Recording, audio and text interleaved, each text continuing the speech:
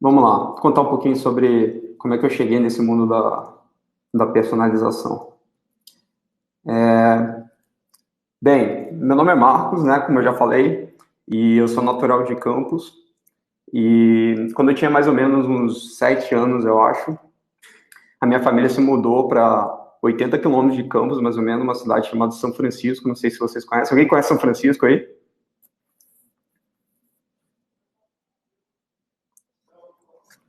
Bem, São Francisco é uma cidade bem pequenininha, que a internet chegou lá, acho que talvez 10 anos atrás, assim, 9 anos, talvez, a internet melhora um pouquinho, mas quando era na época de 2000, 2001, a gente só conseguia acessar via internet de escada, assim, né? Aquela internet que você tinha que esperar até meia-noite ou final de semana. E eu venho de uma família de classe média baixa, assim, então, para os padrões de hoje, eu ganhei meu computador relativamente tarde, e eu, depois de um trabalho de convencimento muito grande, convenci minha mãe a comprar um computador com todas as promessas de estudar mais, fazer melhores trabalhos e tudo mais. E eu não fiz jus a isso. O primeiro ano eu passei praticamente inteiro só vendo desenho animado, porque na minha cidade não tinha TV a cabo, então eu descobri que dava para baixar desenho animado, e comecei a baixar desenho. Só que foi engraçado porque no primeiro ano, assim, eu acabei, na verdade, me apaixonando mais pelo fato das pessoas disponibilizarem desenho animado, assim, para baixar, do que exatamente ver os desenhos. E eu encuquei lá, tipo, que, na verdade, eu queria fazer um site e, ao invés na verdade, só ficar baixando. Só que tinha um problema. Eu não sabia absolutamente nada sobre programação, eu nem sabia que isso existia, na verdade. Num raio, acho que de 200 quilômetros, absolutamente nenhuma pessoa que soubesse como desenvolver um site ou coisa do gênero.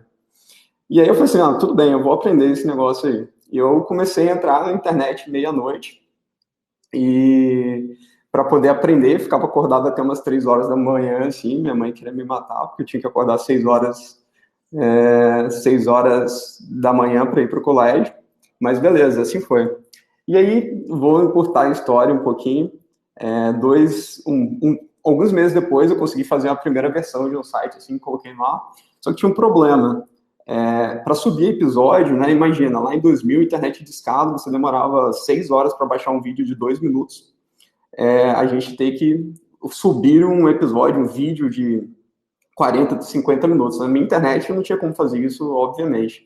Então, eu criei um grupo no Brasil de pessoas que moravam em cidades onde tinha internet banda larga, tipo São Paulo, Rio de Janeiro e tudo mais. E a gente formou uma equipe e eu desenvolvi um sistema onde essa equipe conseguia acessar e publicar esses episódios. E aí a galera que tinha banda larga gravava isso e subia. E isso acabou ficando muito grande, assim. 3 anos depois, esse site ele acabou ficando entre os 50 mais visitados do Brasil. A gente tinha mais visita do que o Cartoon Network, assim, era absurdo. E nessa e aí esse poder que a tecnologia dá de fazer você poder construir coisa do zero, ele é muito encantador, assim, você fica muito viciado. E nessa época eu já tinha certeza que o que eu queria fazer era alguma coisa relacionada à tecnologia. E então, tipo, qualquer curso nessa área ia ser alguma coisa que provavelmente me encantaria, assim. E foi justamente nessa transição, assim, de, sei lá, criança para adolescente, eu acabei fiz um vestibular para ciência da computação, inclusive na Cândido Mendes, e desde o começo, assim, eu comecei a fazer estágio na Cândido, mas eu queria fazer alguma coisa nova, assim, sair desse projeto, que era um projeto de criança, e de fato fazer alguma coisa que fosse maior com aquilo que eu aprendi. Então, naquela época, eu tinha ganhado algum dinheiro com esse primeiro projeto, porque a gente colocava anúncio, né? Foi a forma que a gente achou de rentabilizar e, de alguma forma, manter os servidores do site funcionando. Mas eu pude guardar uma parte desse dinheiro que eu usei nesse projeto que eu quis fazer enquanto eu estava no primeiro semestre da faculdade. E nessa época, eu estava lendo o livro do Dan Brown. Não sei se alguém lia Dan Brown aí.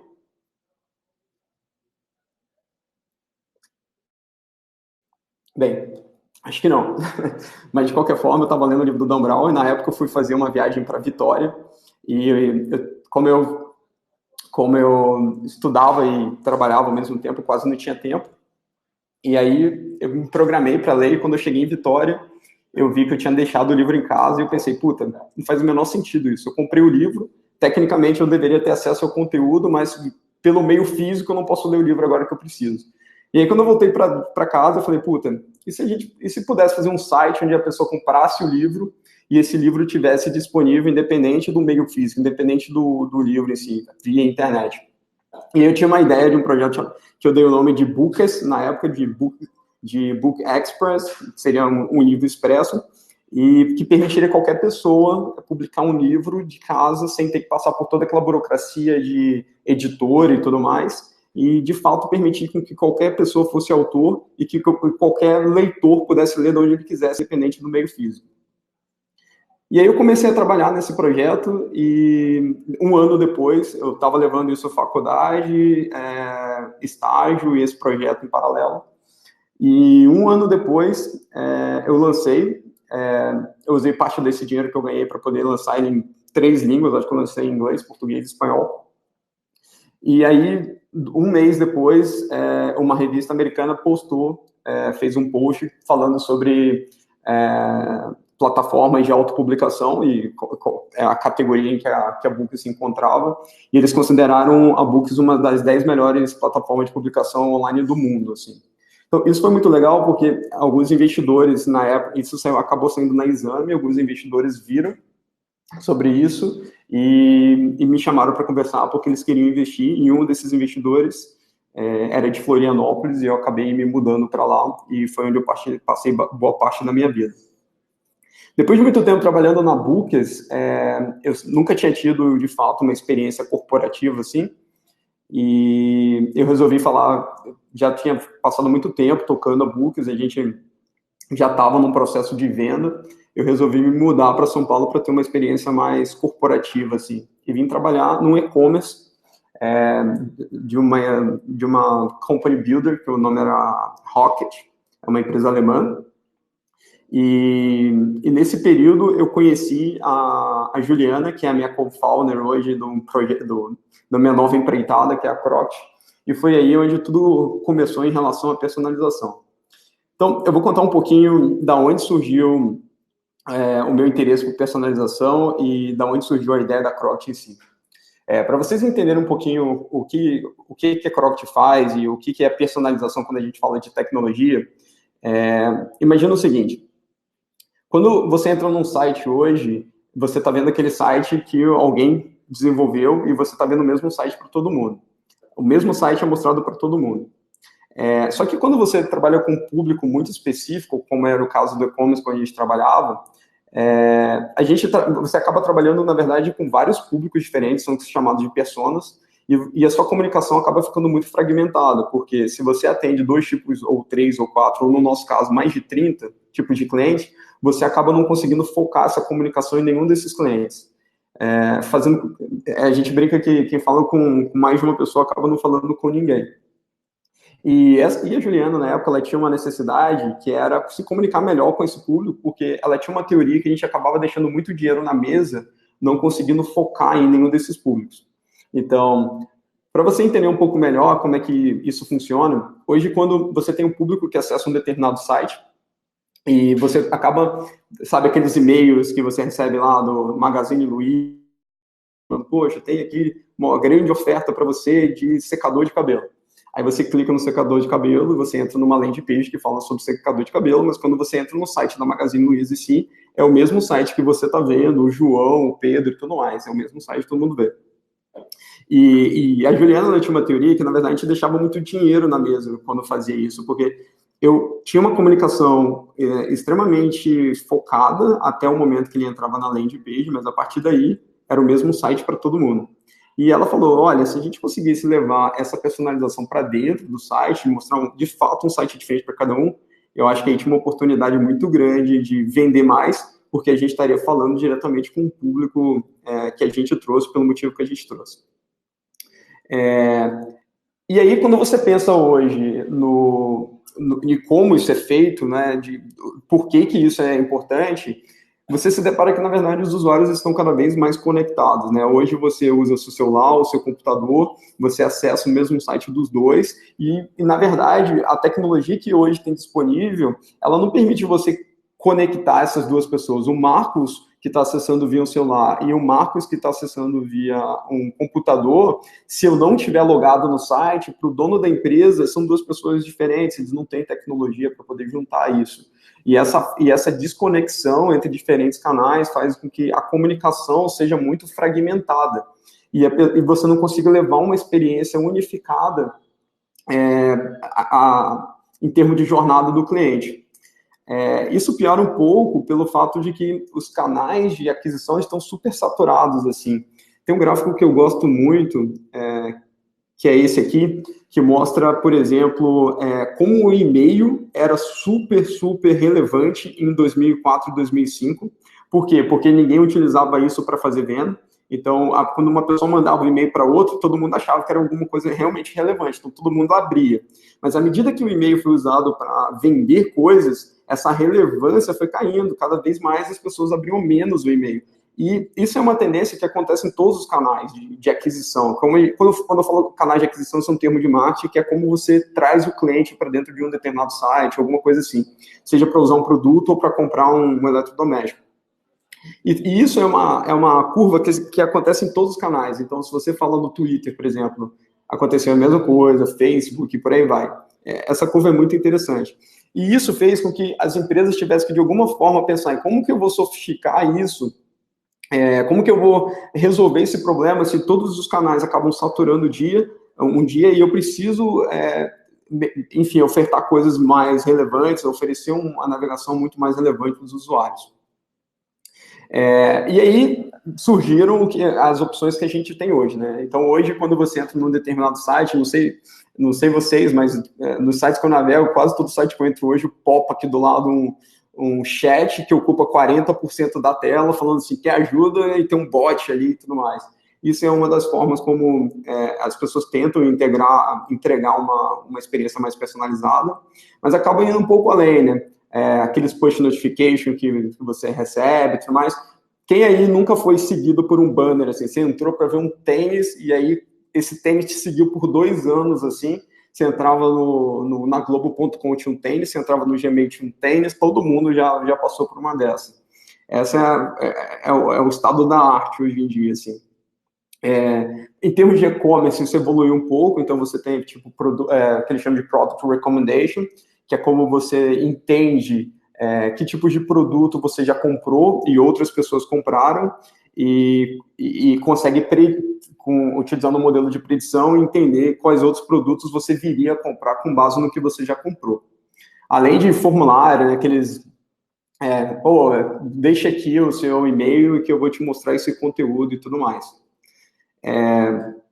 Só que personalização não é um negócio novo, né? Quando você fala de personalização, a Amazon faz isso desde os anos 90, assim, tipo 98, 99, o Jeff Bezos já estava falando de personalização e tem até uma entrevista super interessante dele que ele atribui boa parte do sucesso da Amazon ao fato dele entregar a experiência personalizada. O Netflix faz isso o tempo todo, toda vez que você abre a sua TV lá, liga a sua TV e vê aquele monte de seriado recomendado, ele está usando recomendação para ser mais atrativo, e o Google, que é o rei da recomendação.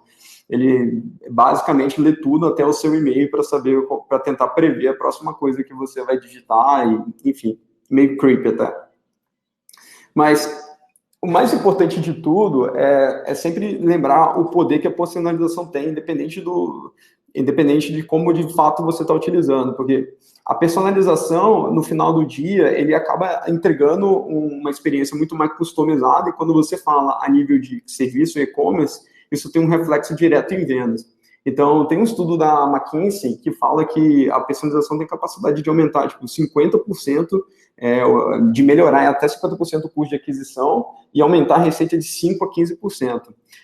Eu não sei muito bem para vocês, quão familiarizados vocês são com questão de aquisição e tudo mais, mas 5% a 15% de um faturamento de um e-commerce é muito, muito alto. Então, tem pouquíssimas coisas que vocês conseguem fazer em termos de otimização, de aquisição e para trazer gente para um determinado site, que vai te dar uma melhoria de conversão de 5 a 15%. Mas como que a personalização funciona, assim, aí se tiver alguém que faz ciência da computação ou sistema de informação aí, deve estar se perguntando como isso funciona. Basicamente, a personalização ela não funciona sem dados, então todo o processo de personalização começa com a captura de dados. E lembra que eu falei que um dos grandes problemas é que quando você acessa do celular e você acessa do computador, não é possível saber que você é a mesma pessoa. Então, para você conseguir fazer uma personalização que realmente funcione, você precisa entender que aquele usuário que está entrando no celular e aquele usuário que está entrando no desktop, ele é o mesmo Marcos, ele é a mesma pessoa. Então, a personalização ela passa pela captura de dados e agregar esse dado no mesmo perfil para que eu consiga me comunicar de forma eficiente com você. A partir disso, uma vez que eu tenho esse perfil unificado, é possível segmentar essa comunicação, de fato que eu fale com você sobre aquilo que você quer ouvir, e não necessariamente aquilo que o meu público inteiro quer ouvir. Eu consigo segmentar muito melhor qual é o tipo de conversa, qual é a narrativa que eu vou ter com você. E a partir do momento que eu segmento, eu consigo agir, seja te oferecendo um produto diferente, ou seja, quando você abre lá a sua TV e vê que o Netflix te mostrou um outro seriado que é parecido com aquele, porque ele entendeu que pessoas que gostam de um determinado seriado também gostam de outros.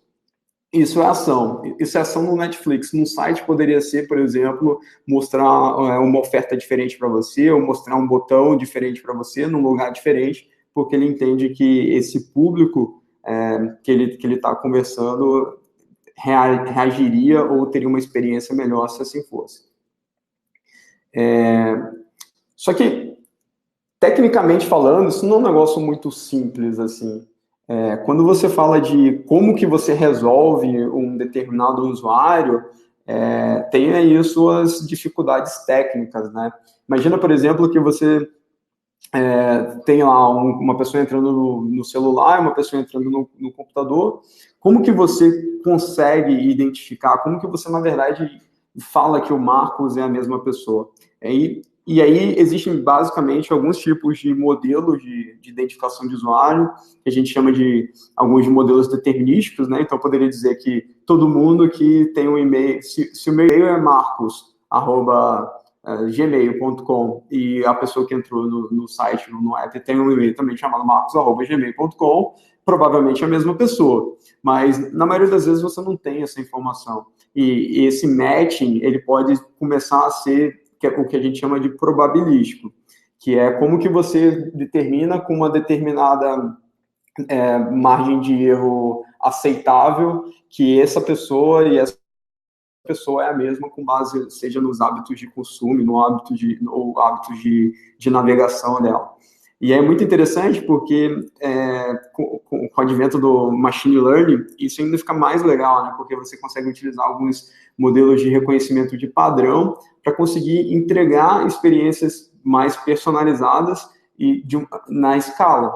Imagina só, eu poderia, por exemplo, analisar como que você está utilizando o mouse, se você está utilizando o mouse rolando a página para baixo e para cima, e entender que com isso, na verdade, você está mostrando ali que você está meio confuso, que você não sabe o que fazer. E com isso, te oferecer ajuda, conectar você com o suporte e entender o que você está conseguindo fazer, o que você não está, de forma com que você consiga alcançar o seu objetivo. Eu trouxe aqui para vocês um videozinho que mostra um pouquinho do que a gente faz aqui na Croct e como que a gente consegue entender o comportamento do usuário e agir isso durante o site. Acho que uma interessante é que uma boa personalização, ela é imperceptível. Então, normalmente você interage com a personalização sem saber que, na verdade, aquilo está sendo personalizado para você.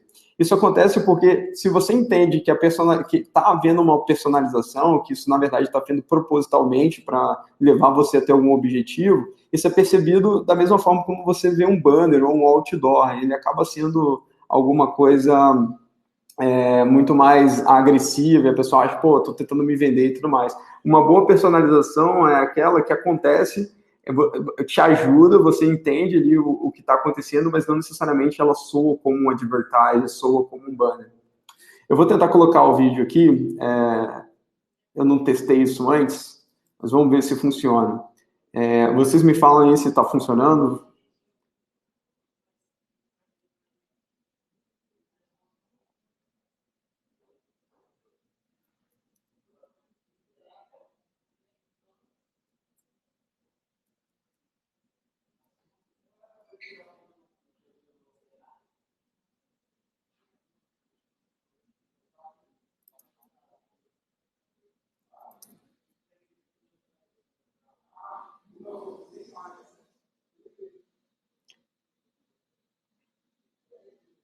Vocês estão conseguindo ver o vídeo daí, pessoal?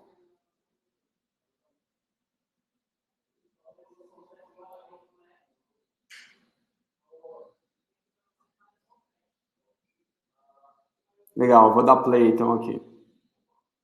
Aqui quem fala é o Marcos da Croct. Hoje eu vou mostrar duas estratégias de personalização com alto potencial de impacto, usando como exemplo o site do Banco Neon. No nosso exemplo, a gente vai simular a situação onde estamos procurando por um cartão de crédito sem anuidade. Naturalmente, pessoas que estão buscando com um cartão de crédito sem anuidade vão no Google e digitam algo como cartão de crédito sem anuidade. Nos resultados de busca, a gente vai tentar achar algum comparativo para a gente ver quais são as opções que a gente tem no mercado. E vamos clicar nesse aqui. Aqui o site nos mostra algumas opções e no nosso exemplo a gente vai no Banco Neon. Um banco 100% digital, sem anuidade, funciona no meu smartphone. Vamos dar uma olhada.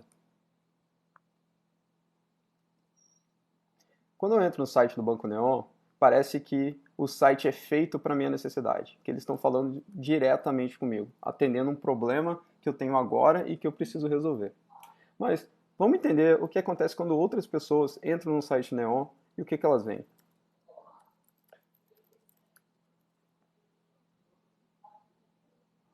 Bem, aqui a gente percebe uma comunicação sem um foco em específico. Eles não estão falando sobre cartão de crédito, mas estão chamando a atenção para um dos produtos deles mais competitivos, que é a conta digital sem mensalidade.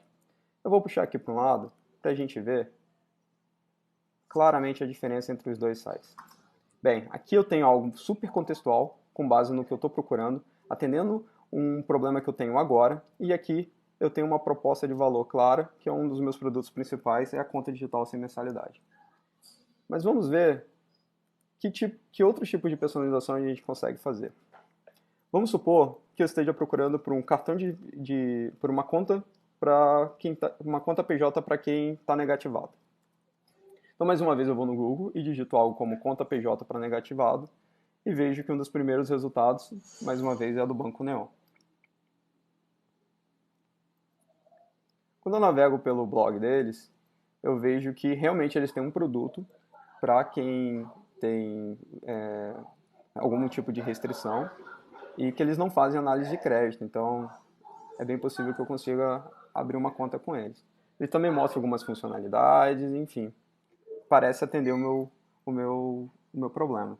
Mas o que acontece quando eu entro no site do Banco Neon depois que eles entenderam que eu estou procurando uma conta para quem tem algum tipo de restrição?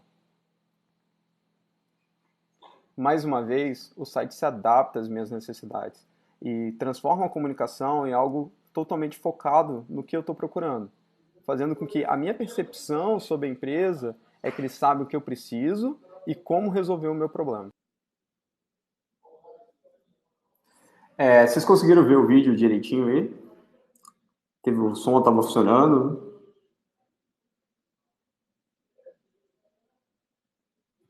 Legal. Então, isso mostra um pouco como a área de marketing em geral, ela mudou com o impacto da tecnologia, assim.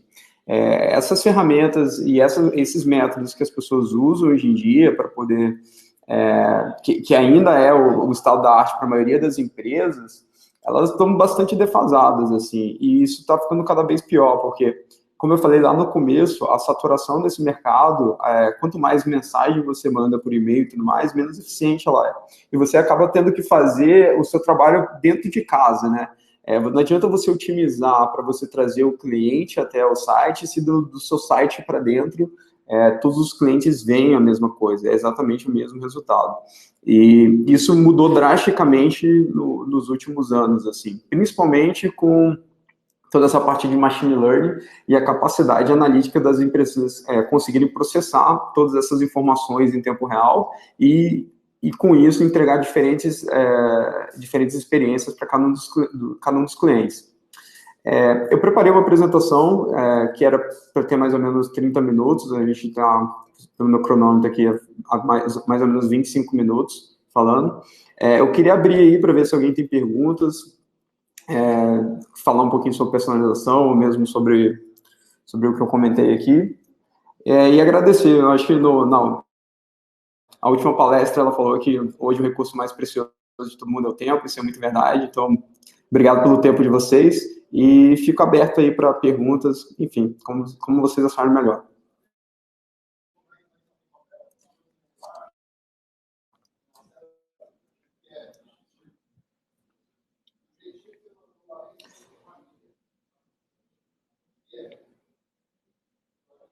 Acho que essa pergunta não foi para mim, não. Eu habilitei o modo aqui de perguntas, acho que não foi para mim, mas...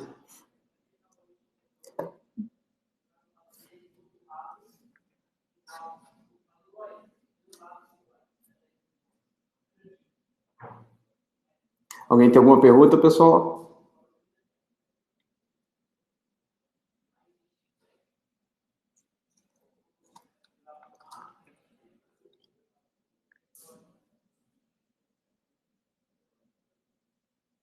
Uma boa pergunta.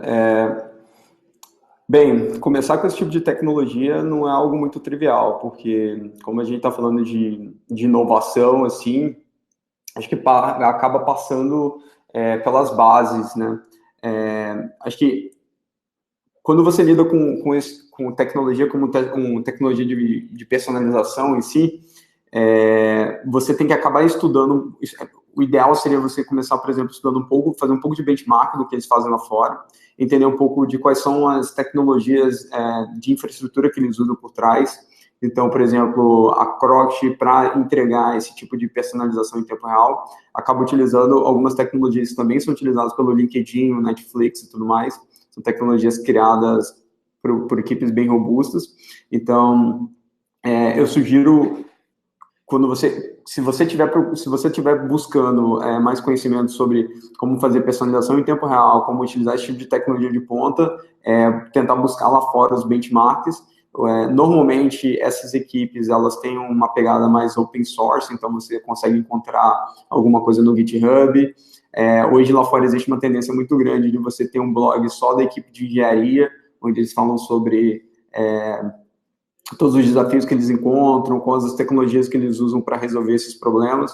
Então, além de acompanhar essas empresas que você acaba utilizando como benchmarking, acompanhar os blogs delas, é bem interessante entender quem são as pessoas que estão por trás delas e seguir, seja no LinkedIn ou no GitHub, para entender um pouco mais como que eles estão fazendo isso.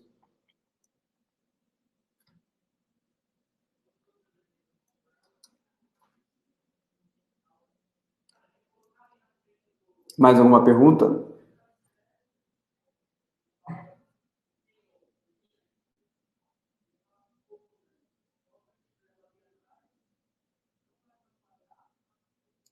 Se a gente já aplica isso, não.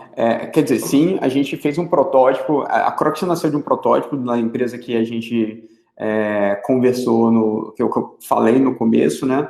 E foi impressionante, assim, quando a gente colocou essa tecnologia no ar, só para vocês entenderem um pouquinho, a gente teve um aumento no que a gente chama de ROI, que é o retorno sobre investimento, né, de 17%, com a tecnologia habilitada, ela é desabilitada, e no ticket, né, que é quantas pessoas compram, em média, quanto que as pessoas gastam em cada compra, a gente teve um aumento de 23%.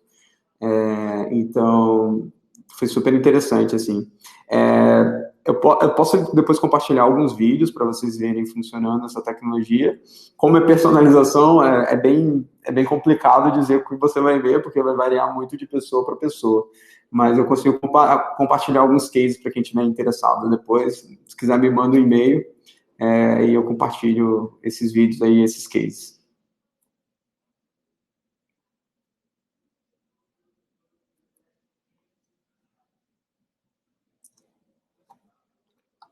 Então é isso, pessoal. Uma boa noite e muito obrigado aí pelo tempo de vocês.